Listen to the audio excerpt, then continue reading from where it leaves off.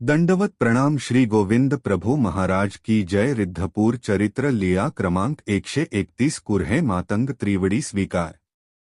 देऊळवाडा अचलपूर मध्ये कुहे नावाचे एक गाव होते। तिथला एक मातांग उत्तम विणकर होता।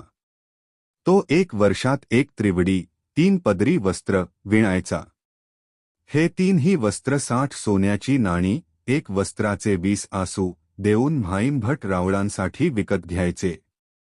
एकदा मातांग म्हणाला, एका वस्त्राची या 20 आसू मी ने घे, माझे 1 वस्त्र रावळांसी ओळगवावे, नाही तरी मी विकते नेदी।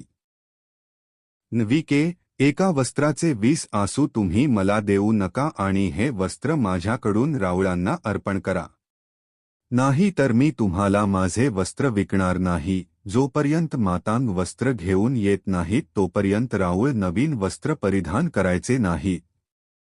स्नानानंतर ही राऊळ मातांगाची वाट पाहत थांबून राहायचे।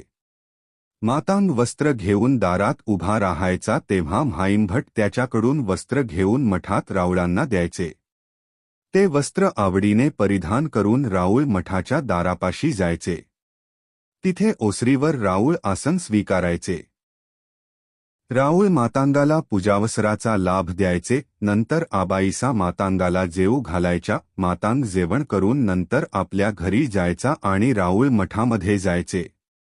ह्या लिखाणात काही चुका असतील तर क्षमस्व।